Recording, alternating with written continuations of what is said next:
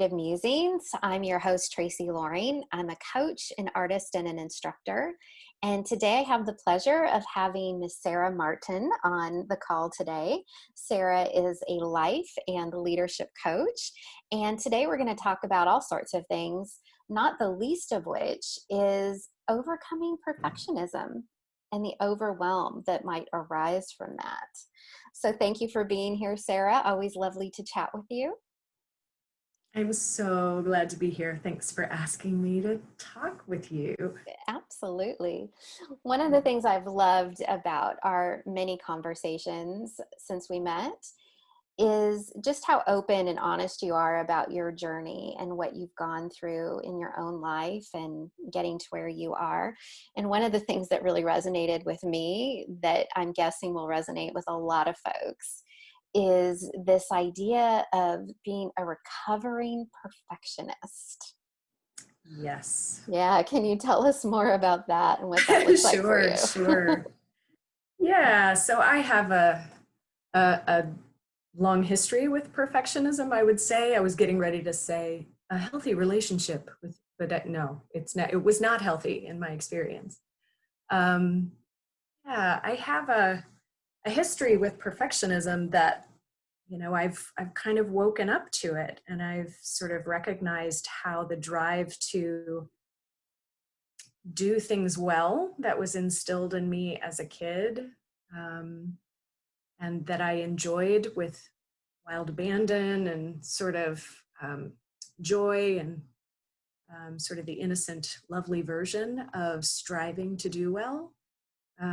It really morphed for me. It became something that was about control, and it was so outcome oriented, and it really dampened and eventually stole the joy from most things I was doing. And I didn't really understand what was going on for so long.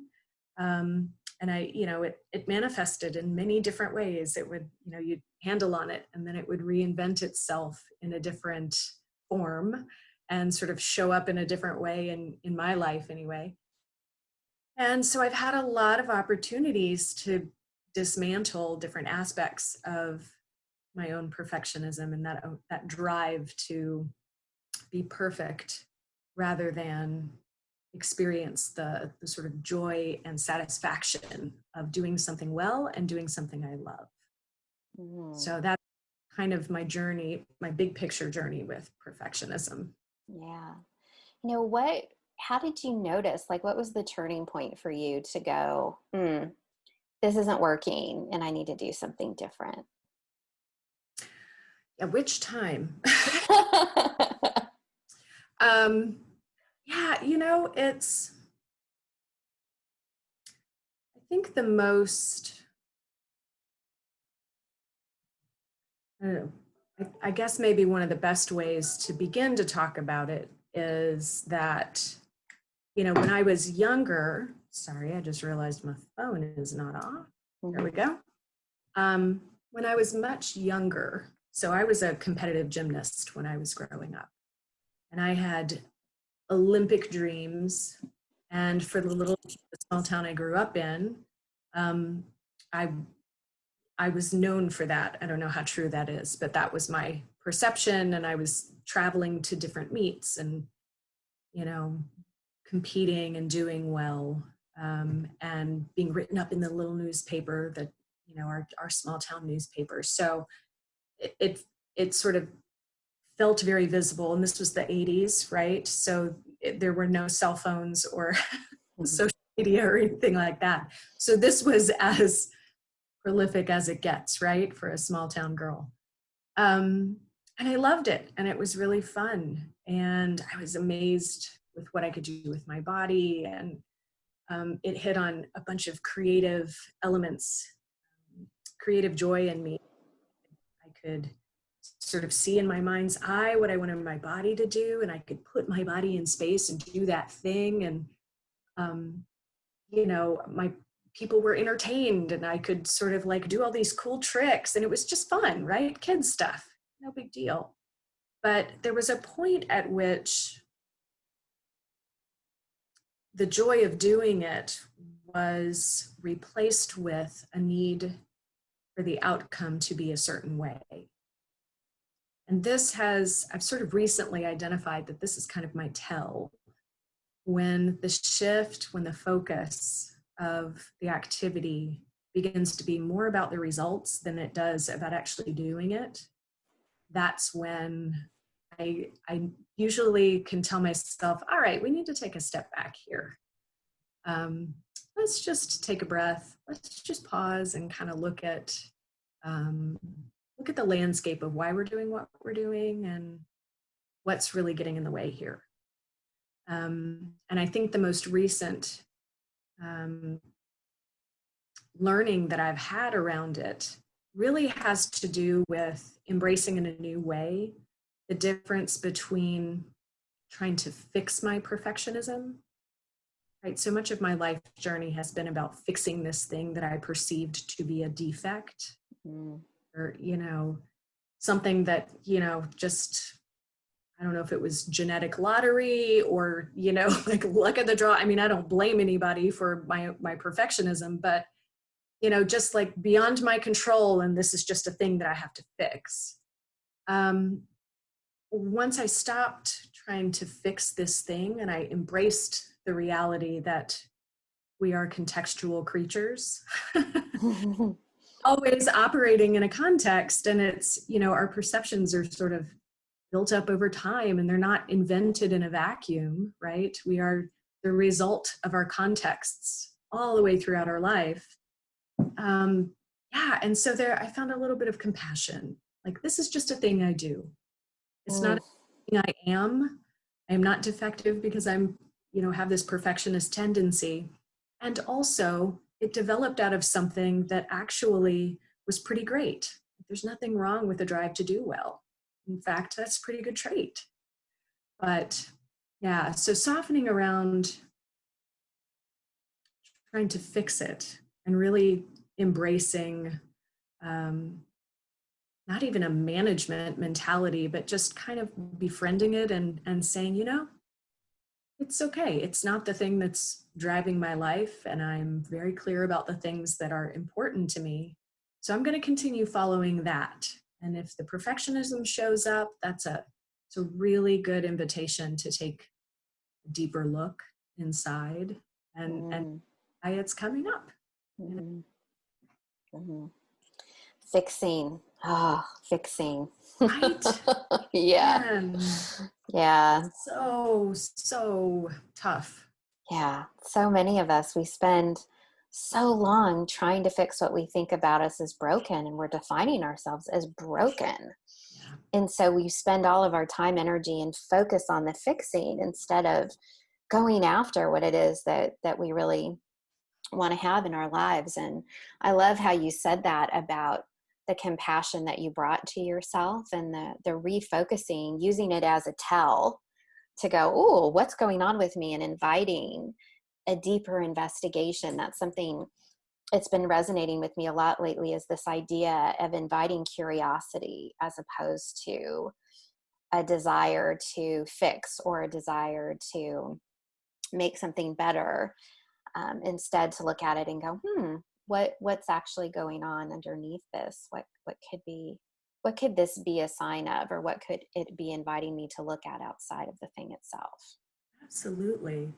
And all emotions are that, right? They're all little flags going, hey, gotta pay attention. Can I just have a minute? Right? Like, anybody that gets angry, anger is not a bad thing. Fear is not a bad thing. Anxiety, none of these emotions are bad, right? My perfectionism is centered around a desire for safety and belonging, right? None of these desires or these emotions are bad. They're just, they're like signposts for us to sort of sit up and pay a little bit more attention. And I often think of it as, they're telling us something about what we need in any given moment, right?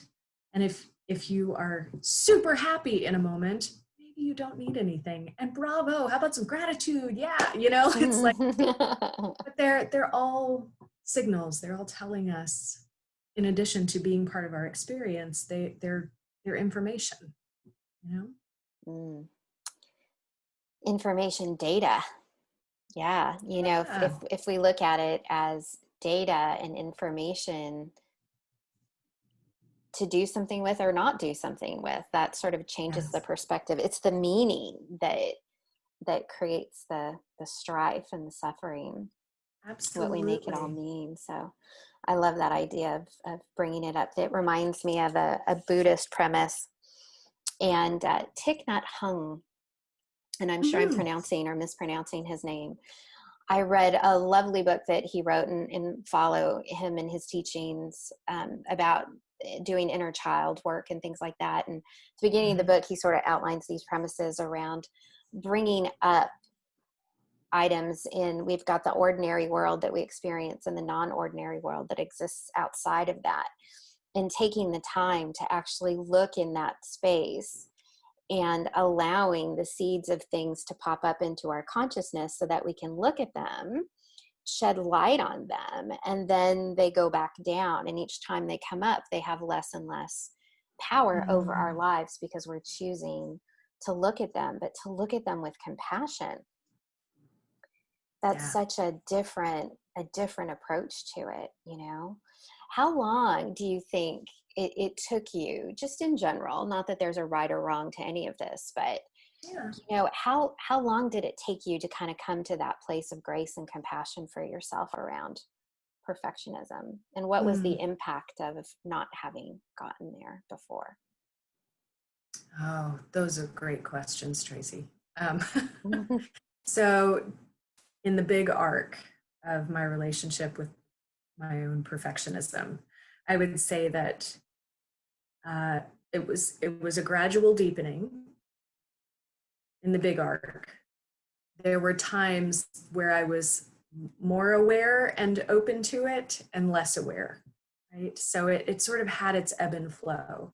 When I think about this, I had my therapist many years ago um, sort of shared with me the idea, and I think of this as common knowledge. I have no idea if it is or not, or if it's like a real thing, or if this is just a feeling. But I'll share it with you because it was really resonant for me. But she shared with me that when we get close to breaking through something, whether it's a habit or a realization about ourselves, or um, something we've been sort of churning our brains around, trying to make sense of, when we get close to it, um, sometimes we'll have a lot of change back messages, right? That sort of on an existential and an unknown emotional level, we will begin to sort of dig our heels in, and we sense that some change is coming. Oh my gosh, we have to resist this change as much as possible. And so there's like a push and pull that happens. And that's kind of how I think about my relationship with perfectionism, because there are many times that I can point to where I can look back and go, oh wow, that there was so much potential there, in hindsight, of course, because hindsight is 2020. Mm, But that was a moment where, wow, look at all the potential for having some different realizations around perfectionism. But for whatever reason, my capacity or that situation or the context, right, mm. didn't didn't have room for that. So okay, you know. Um, I don't know if that answers about the big arc or the sort of evolution of it. But you asked the question about what did it cost me? Is that is that the second part of the question, or what The was? gist of that, yeah. What was the Yeah, impact of not having yeah. come to that realization? Yeah. That I translated the word impact into cost is telling, isn't it? The Language. price was heavy. Yeah, well, and it plenty of times it did feel heavy, right? Just as some examples. So my perfectionism as a high schooler, the latter part of my high school years, it manifested in eating disorders. Mm, So, I was in control, and I was never hospitalized, and it was the 90s. So, um, and I bring up the time frame because at that time in the geographic location that I lived in, therapy and emotional well-being and, these sorts of aspects of the inner life weren't openly embraced and discussed. And so it was largely seen as an issue of food and body image and, all these other things that Mm. I think were the leading edge of the science or the sort of like psychological understanding of it, but those were not my issues. Um, so it manifested in that way, and then I went off to college and sort of wrestled my way through that. Um, at other times in my life, it's shown up in jobs a lot. Uh, Mm. yeah, where I mean, certainly my academic performance, straight A kid growing up, and straight A was not just 90s to hundreds. I needed to get all hundreds, and I mean, it was a level of intensity that was truly um, destructive at times, right? Obviously, eating disorders are pretty destructive, but um, there were a lot of tears. There was a lot of stress. And so I developed this relationship to stress that felt very normal to me, Mm. which I carried into college, which I carried into my jobs, which, I think at a certain point, reaching a breaking point with stress, I got into a habit for a time of like pulling a geographic where um, rather than learn the lesson, I would change careers. Mm. Yeah. Like Yeah. um, one example of this is, and it's of course not as cut and dry as this, right? We're so multifaceted, and there's so many things that go into our decisions and our identity and who we are at any time. But when I was in college, I had gotten to my junior year of college and I was studying architecture. And I think I was coming up on the realization on an existential level, like deep inner knowing, but not intellectual knowing, that I didn't want to be an architect. And this was really troubling to me because that would mean that I would probably need to start school all over again because it was such a very specific course of study. And so I was studying design at Clemson, which is an awesome place for architecture. And at that time, there were several of us who loved design, but we were not really sure we wanted to go into architecture and like practice architecture. So they opened it up. They had created a program called New Horizons. And through that program, I was able to take some theater classes and explore other areas of design. And I had, I loved doing this, and I had gone off to study abroad in Charleston, South Carolina for my first half of my junior year. And I was having a terrible semester. And I was like really not underperforming, but I was really working hard, and I was getting a C in studio. Mm. Straight A kid getting a C in studio. I cannot express to you how difficult this was. This is really disturbing on a lot of levels. So, my response to this was kind of like throwing a little bit of a semi-adult tantrum, not at the professor, not at any, I was angry with myself, but what I couldn't articulate was, oh, this is not the work that lights you up, but this is what you're supposed to be doing, right? This is the path that you said you were going to do. So you have to follow through. This is what we do. This is how you progress through life, right? But I didn't have the language, and I didn't have the process to be able to say, oh, this is not the work that lights you up. So what else is possible? Like, what are the ways that you can navigate this to figure out what does light you up? and where you want to go.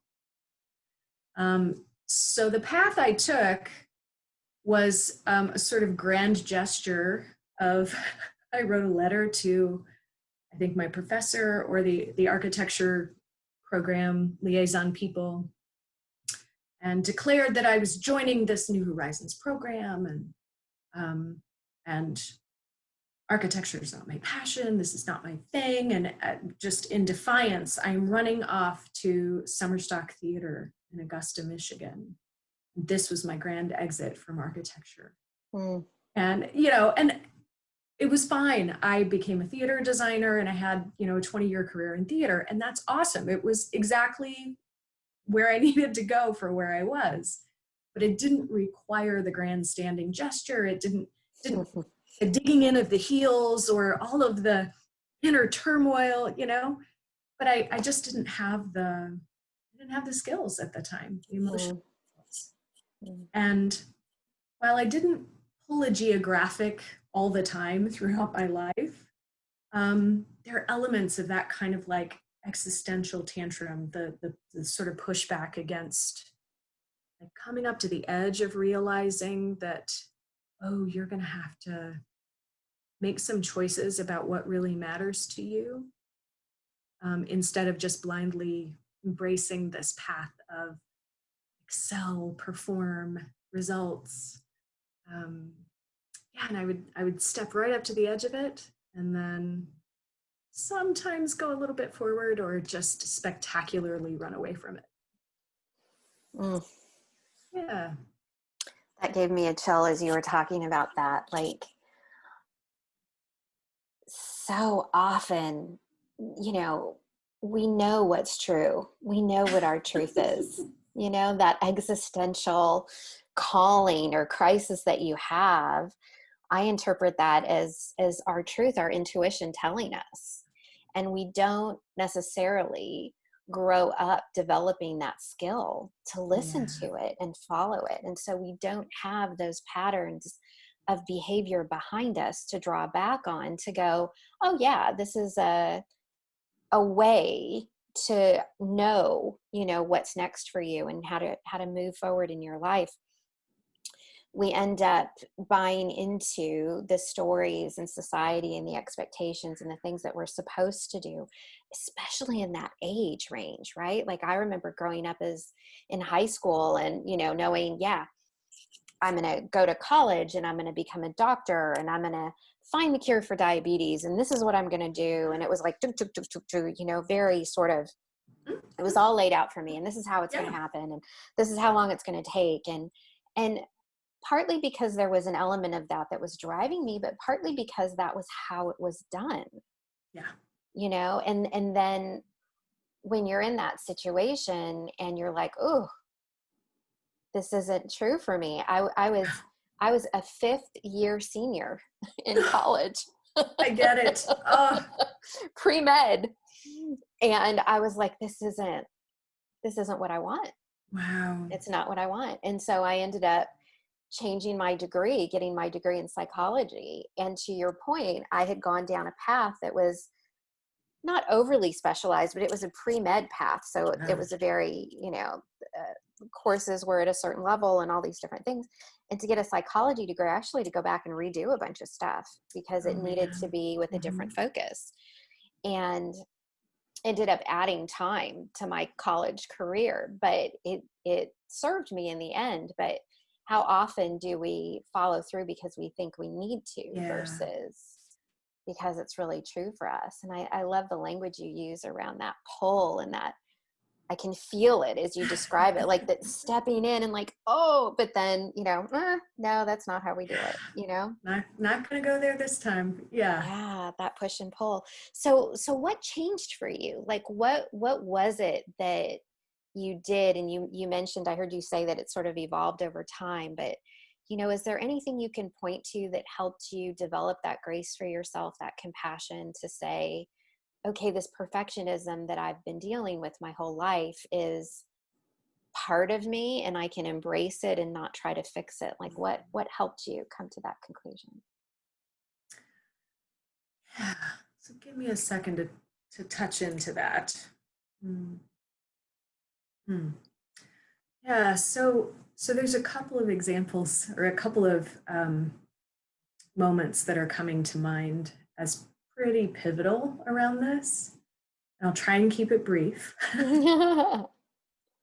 because they're not totally disparate, but the way that they're not directly related, but the way they came together for me is so connected. So the first one is that, I've over the years, I've worked in um, many jobs that I stayed in, I think, longer than I probably should have. When I use the word should in that context, the should is I realized that it was not a good fit long before I left it. Mm. Yeah? Um, and leaving a job is hard, right? I'm not saying that if I wasn't perfectionist, I would have been able to walk out the door.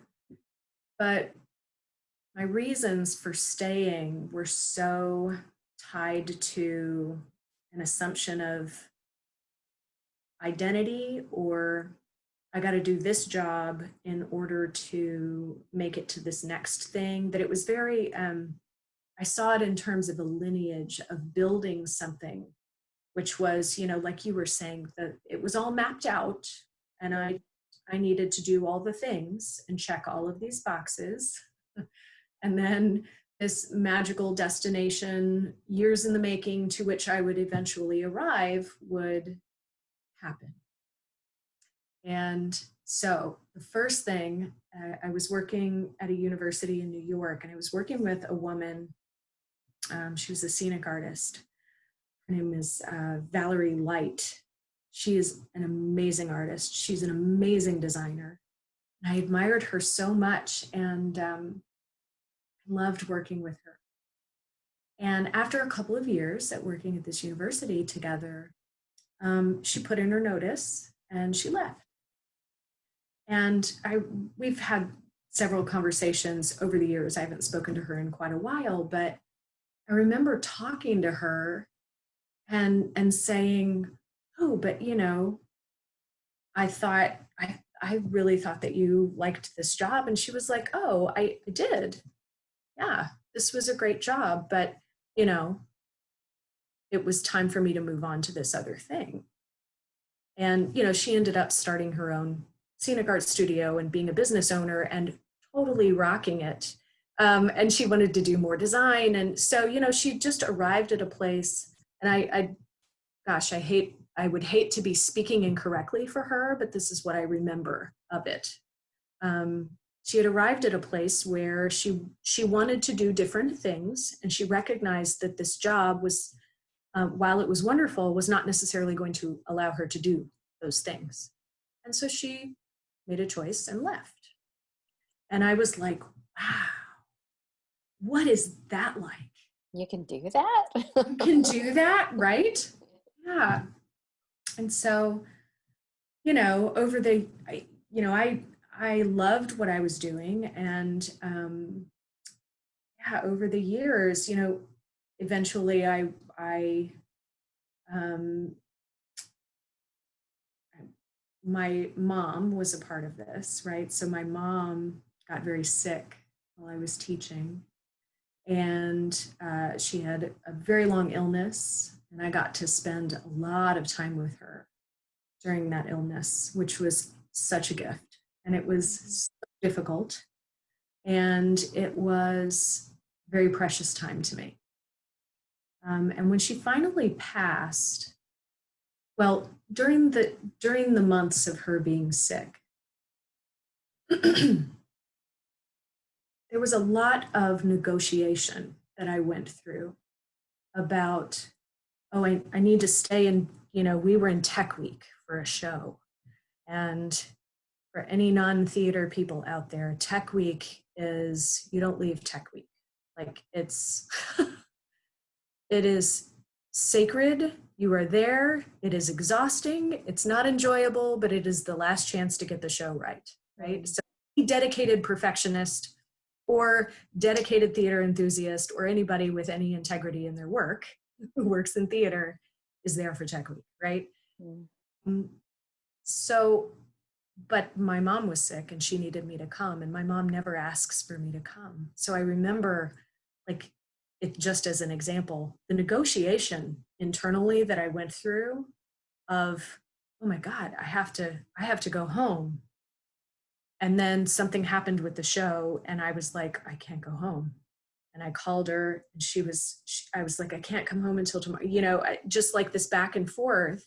And this was right at the beginning of the illness. So we didn't know how sick she was. I mean, it was just like really a question of,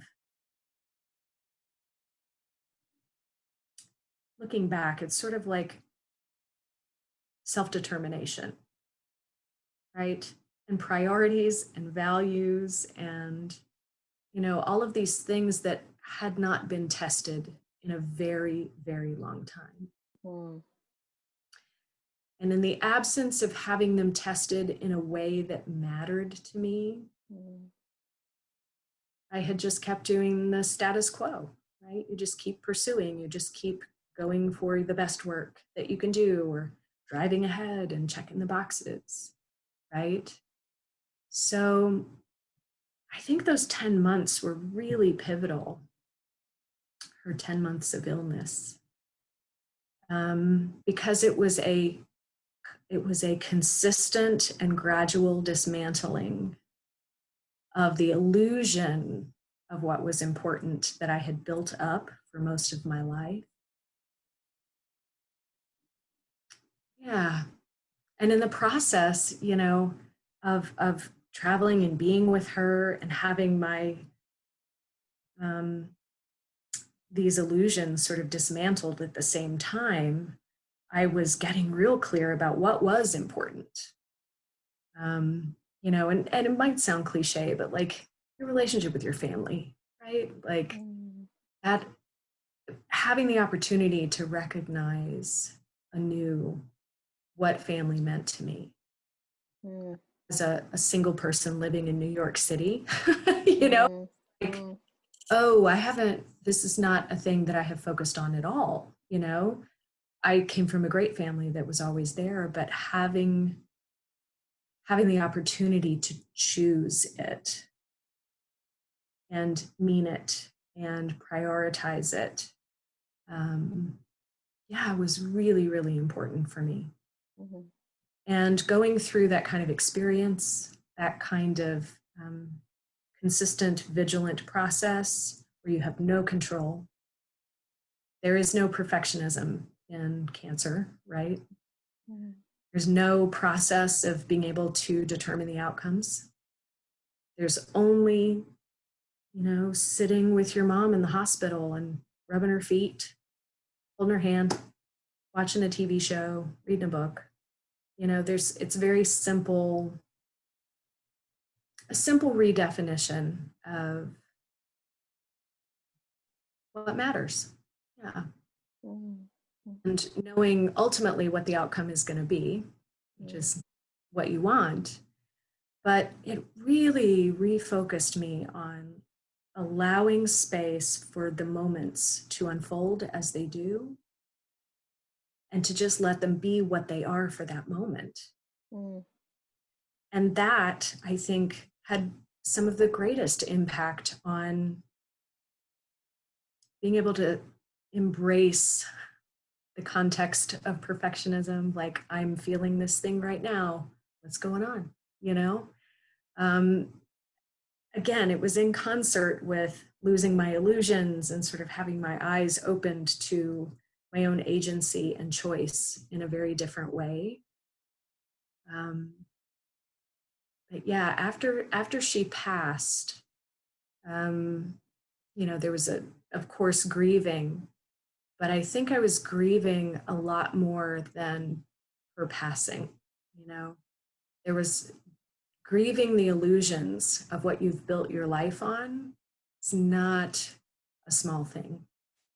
And going through that process is a really important part of being able to redirect, or was for me, being able to redirect your focus out of loss, out of grief, out of a perfectionist's tendency to beat yourself up, right? Like, oh, you've been doing it wrong your whole life. Ah, you know, um, yeah, but allowing the grief and allowing a lot of compassion for recognizing that, okay, that's not the way that you built it so far, but it doesn't condemn you to doing it this way forever.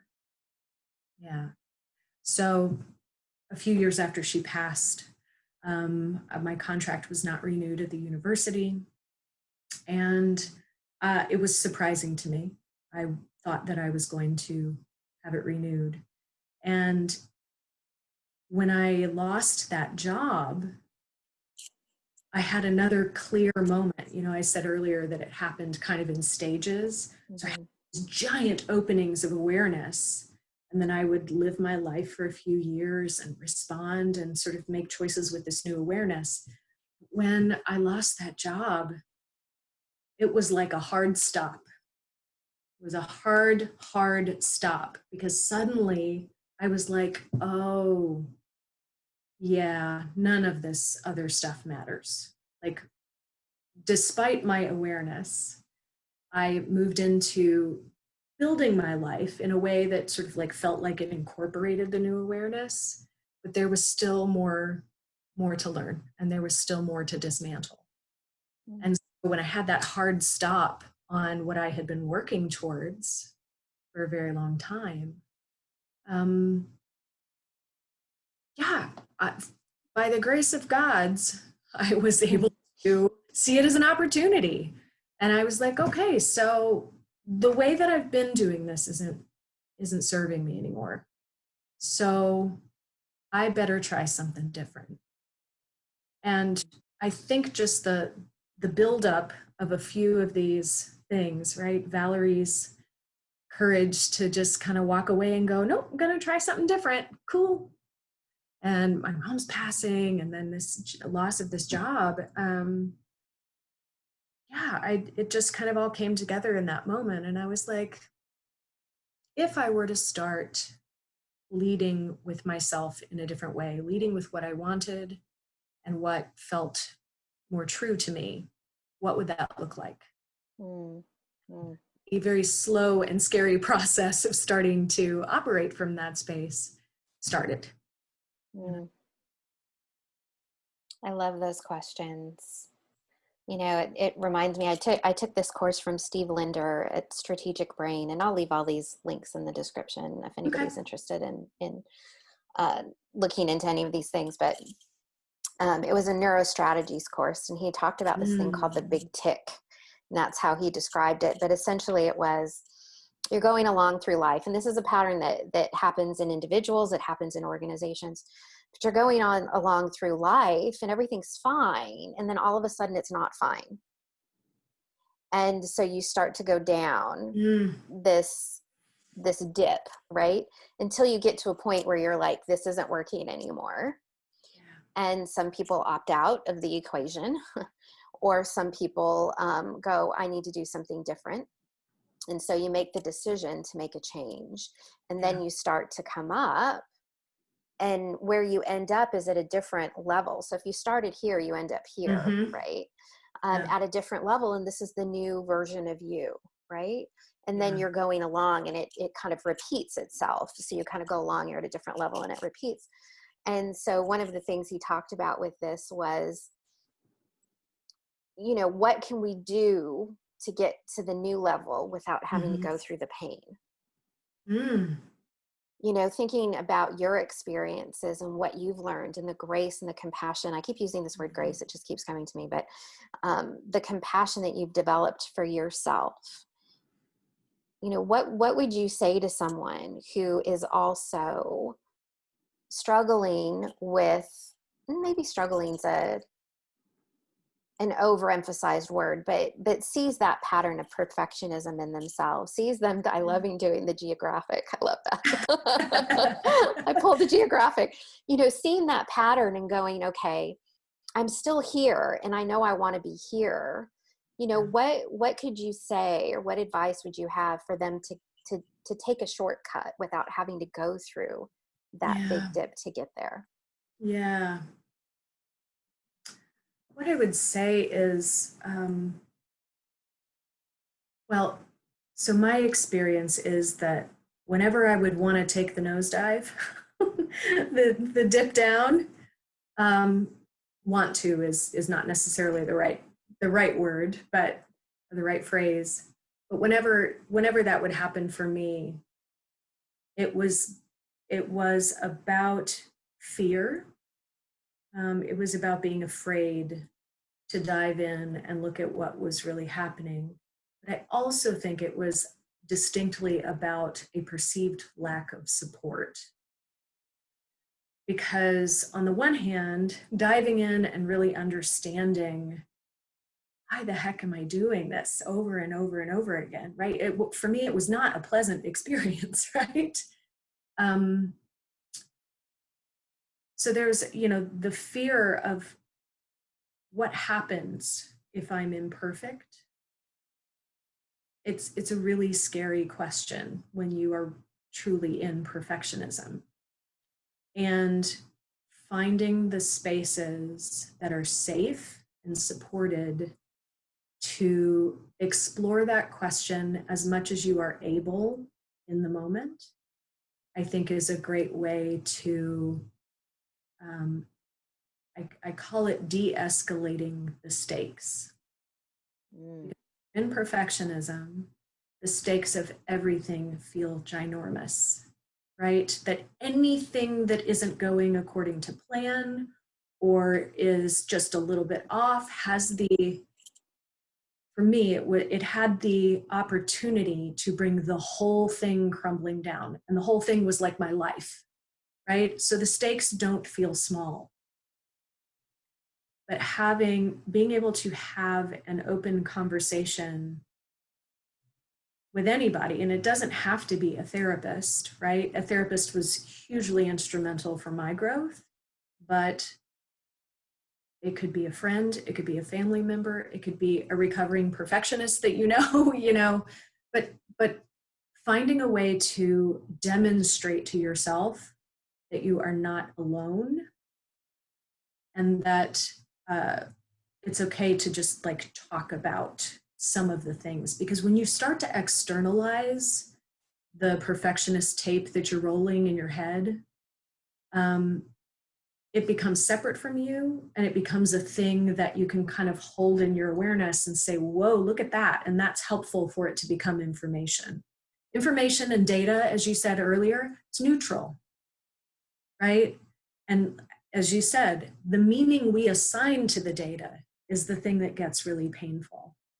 So being able to hold that thing and say, okay, I can see that this is really painful for me. What also could it be? Because it could be other things too. Or when this thing is outside of me, when this idea or this stress or this, perceived need to be perfect is no longer having its way with me in my body, Mhm. um, what is left in the space? What else is in there? Because when you're running this loop so frequently and so easily for so long, um, we tend to forget that we're much more complex than that, and there's a lot of other life going on in us. So being able to, I'd say, spaciousness, finding a little bit of room to allow something other than the perfectionism to exist, is really, really beneficial, because that in and of itself starts to dismantle the narrative that it has to be this thing or it's all going to come crumbling down. Yeah, so support, space, um, yeah, and just however you can de-escalate the stakes to be able to find that space, I think is what I would recommend to people. And I also just want to make a little footnote about escaping. Mm. Mm. This is a big one. Uh, I'm a pretty solid escape artist. or I have been in my life. And when I say escaping, I'm talking about de-escalating the stakes through numbing or diversionary tactics or distracting or whatever, right? Um, People numb in all sorts of different ways. You could numb through alcohol or drugs or, um, placing all of your attention and focus in a relationship that's not serving you, and then using that as the excuse that you can't get all this. There's all sorts of ways that we distract from our own discomfort. Um, and I'm putting this footnote here because developing awareness around the ways that you numb and escape and distract from your own discomfort can be really helpful and key um, when you're trying to dismantle perfectionism, because it's super uncomfortable and um, it involves embracing some discomfort. So you will also need to attack the ways. Attack is not the right word. You will also need to be aware and compassionate with yourself about the ways that you try to escape your own discomfort. Because that's just a part of change, right? It's just a part of growth. It's not comfortable because it's unfamiliar, changing and sort of getting to those newer levels of awareness. Um, yeah. Two things are jumping out to me as you're sharing that. One is there's a quote by Carl Jung that says, "Until we make the unconscious conscious, Yes. it will rule our life and we'll call it fate." I love that quote. Isn't that a great one? I use it Oh, all the time. yes. I love it. I love it. I love it. Yes. Yeah. I have that written on my mirror, and I have it written in a couple of places around the house because it's so juicy. Yeah. The other thing that's coming to me is the word courage keeps popping into my head. You've talked about compassion and in sharing your story, and thank you for doing that and what you've learned and your advice for others who might be in a similar journey. There's something else that's jumping out to me, which is the courage to do that. We often talk about courage as action in the face of fear, and the fear, the power of those words, de-escalating the stakes. Yeah.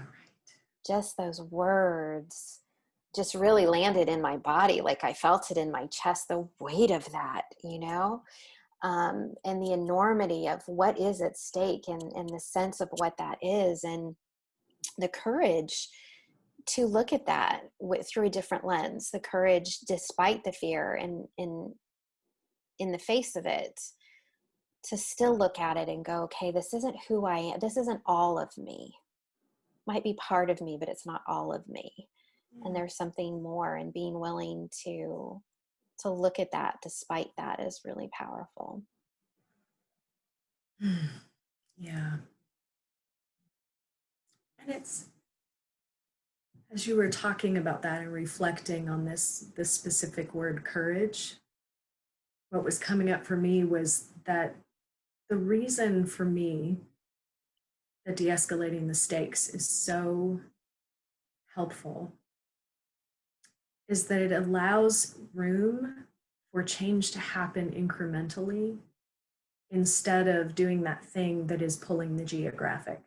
Right? You don't have to throw out the baby with the bathwater. Fix it. We're not trying to burn the house down and start over. Right? There's nothing wrong with me. There never was anything wrong with me. Anyone experiencing perfectionism, there's nothing wrong with you, right? It's just behavior that doesn't serve anymore. And we get into this, coming back to the fixing, it has to be a one and done thing, right? That's like the sickness of our time, I think, is the quick fix. Immediately, I fixed it, I'm done, the result is there.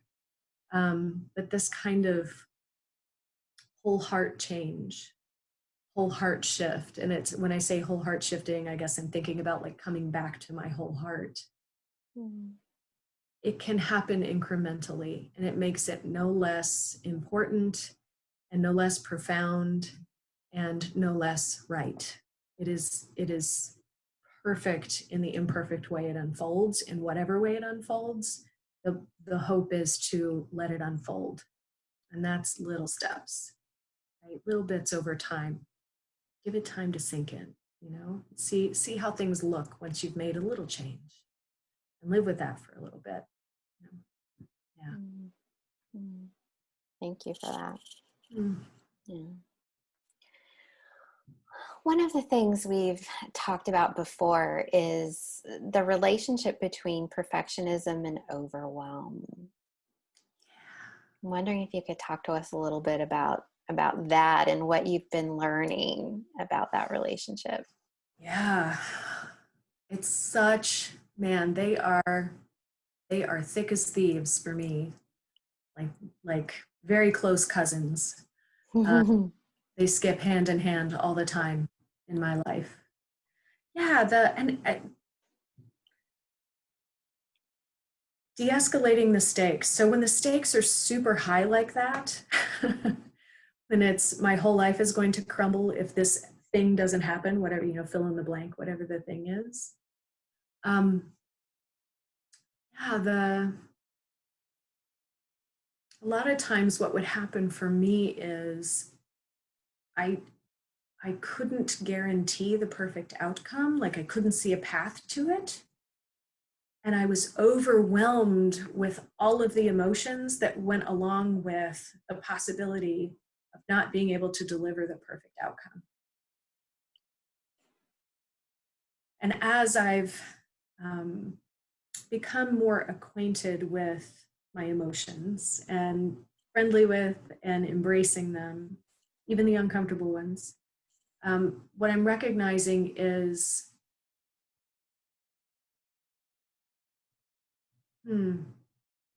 recognizing that overwhelm is not just about perfectionism, right? For a long Mm. time, I thought it was just a thing that happens if you have this unfortunate perfectionist condition, um, and that if I fixed the perfectionism, I would no longer feel overwhelmed.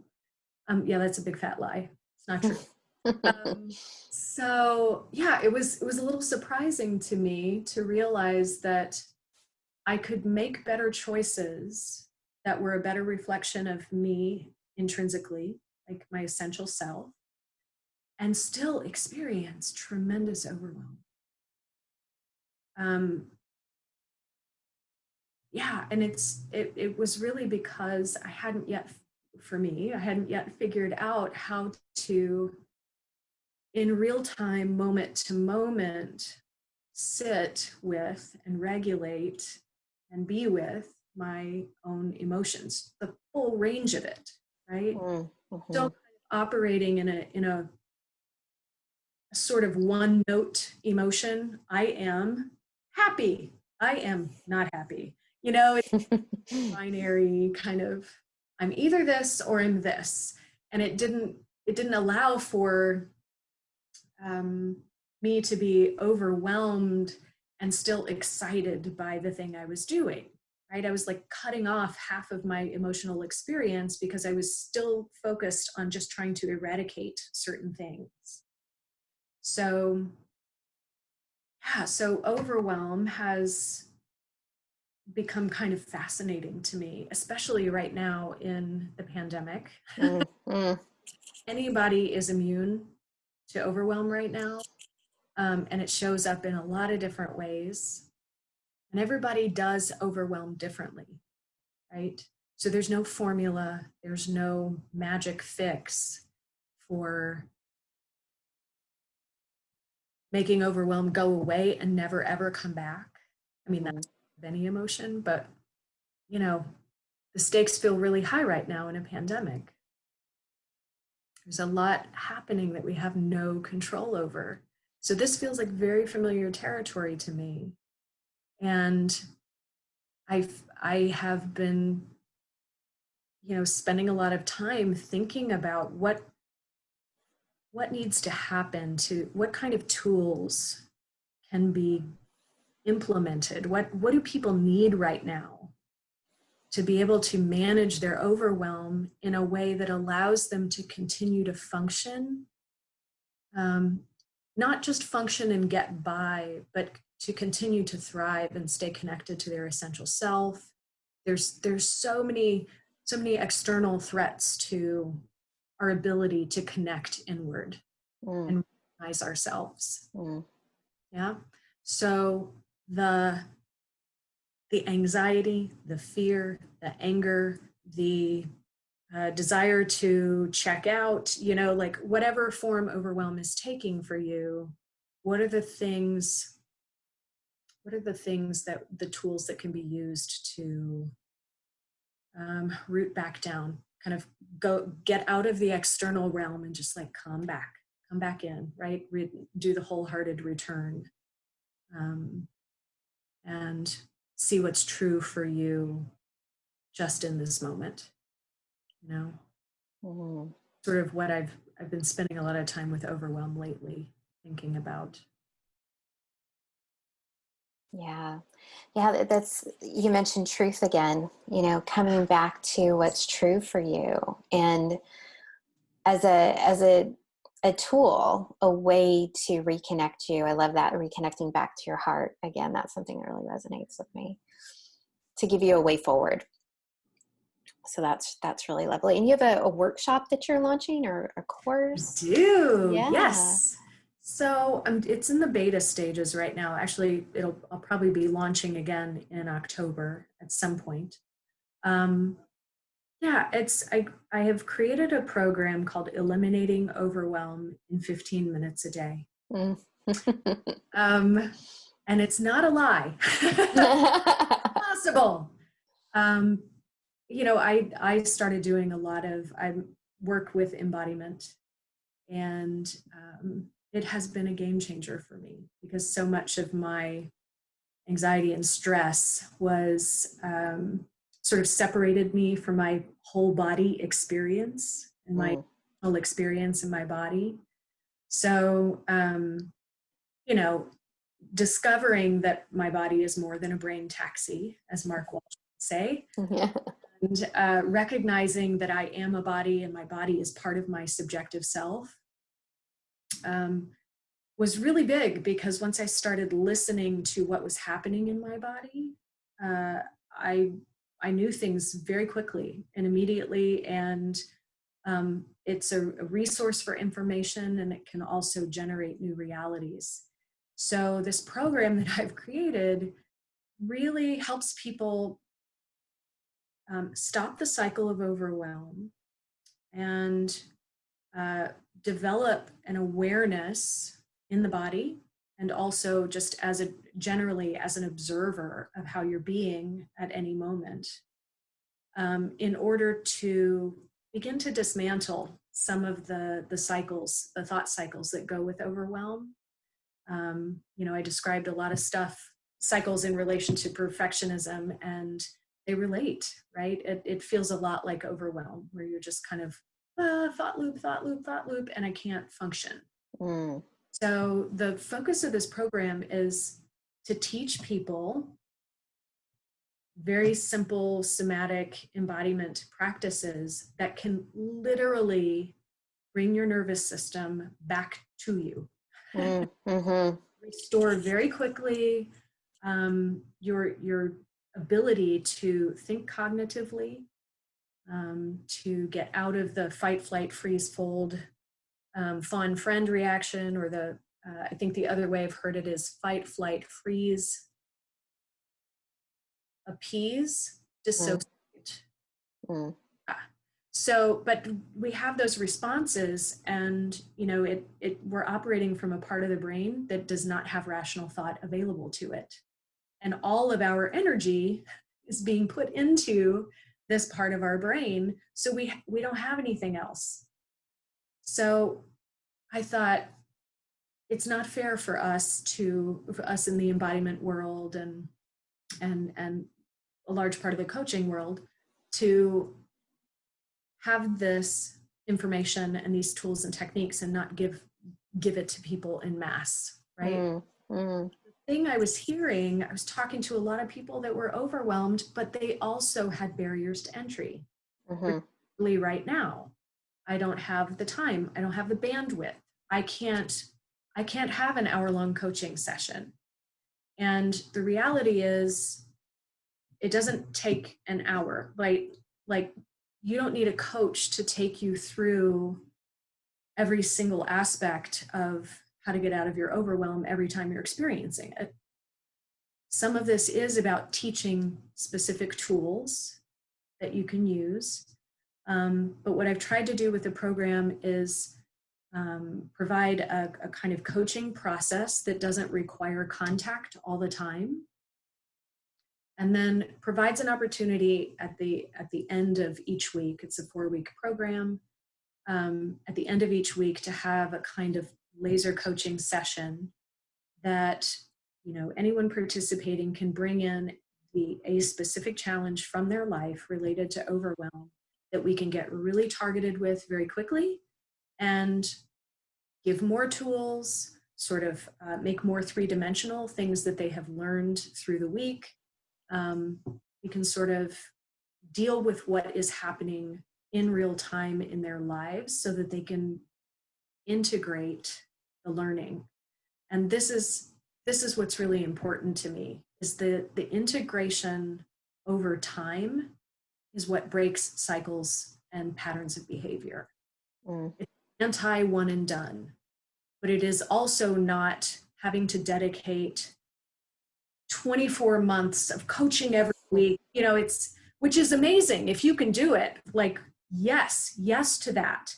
But so much of our world is not built for that, particularly right now, and people need different tools right now. So that's why I created the program.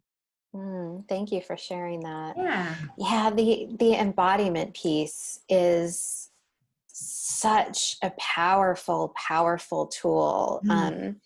I spoke with a holistic movement coach, Rebecca Bertunis, in a previous podcast episode, Ah, and she talked a lot about healing in the body and movement and how much healing is accessible through the body. And I loved what you talked about the data, the information. It's almost like this incredible source of insight that is with us literally all the time that we often don't even consider or recognize or think to tap into. yeah. And how powerful that can be to just, through a few very simple techniques, tap into that insight, but then also, like you said, shift that mental state so that you can actually access that, shift where you're operating from. So you're Mm-hmm. not in that lockdown state or that heightened state of awareness, and how much of a difference that can make.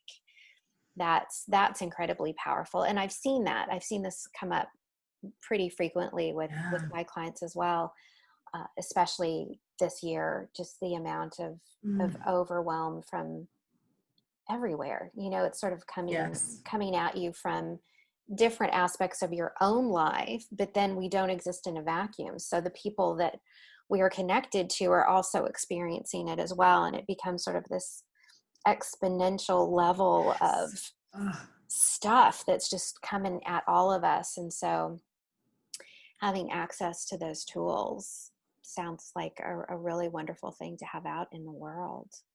Where would people go to find out more mm. about that? And again, I'll put the link in the description, but just where's Yeah. a good place for folks to go? Sure. So my website is homebodycreative.org. That is my business, my coaching business. And there will be a program page on it that will, like I said, I think I'm going to launch the program again, probably mid or late October. So I'll have the information about the program and a place where you can go to register or sign up or ask questions if you have more questions. So all that will be on the website. Awesome. Cool. Thank you for sharing that. Thanks for asking about it. Yeah, absolutely. One last question for you, my Yeah. lovely, and then I will send you on your way Okay. today. You know that I have a daughter. She's a little over 2 years old right now. And I've come to ask this question of folks that I've interviewed lately. And my ultimate plan is to put together a little compilation for her around this. But my question for you is this. So thinking back through your life, everything you've experienced, and whether about perfectionism or overwhelm or anything at all, but thinking back to your life, what you've learned, where you are now, what would you say to your 2-year-old self, knowing what you Mm. know now? Oh my goodness, what a beautiful question. Hmm. What's coming up for me is is show that in your body. Show me in your body, right? Like like I'm sad, I'm happy, I'm this. I think what I would find a way to do is age appropriately encourage the ongoing development of the awareness of how she is by encouraging the conversation with her body. Mm. And,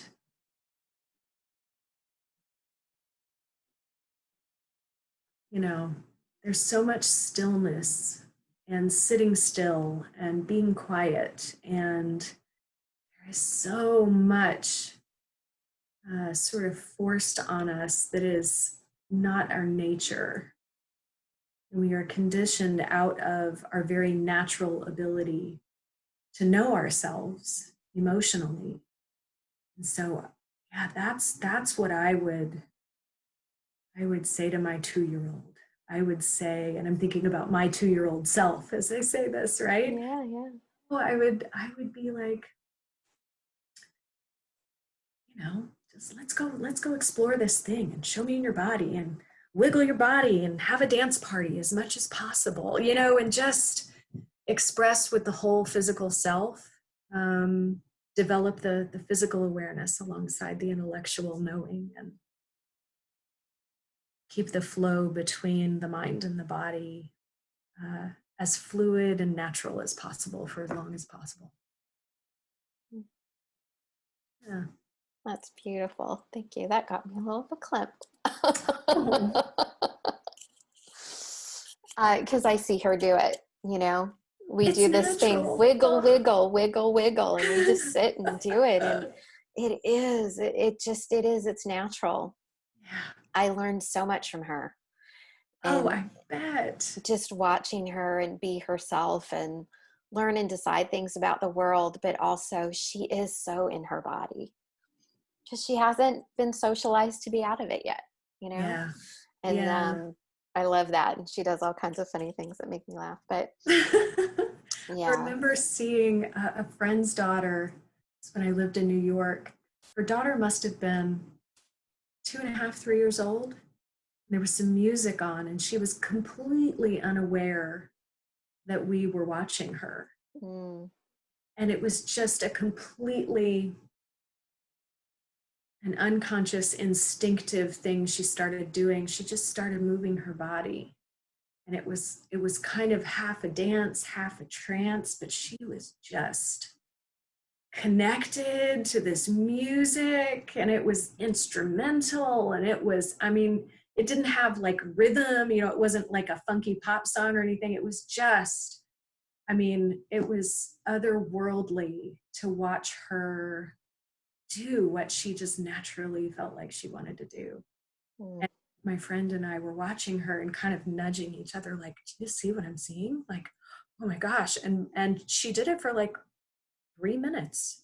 mm, Idea we were watching, and by the end of it, my friend and I are teared up, and we're aware that we've witnessed something so precious and so instinctive. And it's awe-inspiring when you see it, because it's so hard to access sometimes because we've been conditioned out of it. Yeah. yeah. So Oh, true. Mm. What a lovely note to end on. Thank you so much, Sarah. Thank you so Thank much for being you. here and It sharing your is so journey. wonderful to have this conversation with you. I really Mm, appreciate the work that you do and the conversations you support mm, and just the space you create for people to show up in and be their true self. So, mm. I appreciate that. Thank you. So I'll leave the links down below in the description to all the different references we had today and to Sarah's website. And as always, if you'd like to connect with me, you can reach out to me at tracyloring.com. I've got a newsletter you can subscribe to. And then if you're watching this on YouTube, I'd love for you to leave a comment. Let me know what your journey has been with perfectionism and some of the techniques you've used to overcome that. And if you're listening to this on a podcast directory that you love, I'd love for you to leave a review. Let me know what you loved and if you know of someone that you think would be a great fit for this podcast. Sarah, thanks again. thank you. Happy to be here.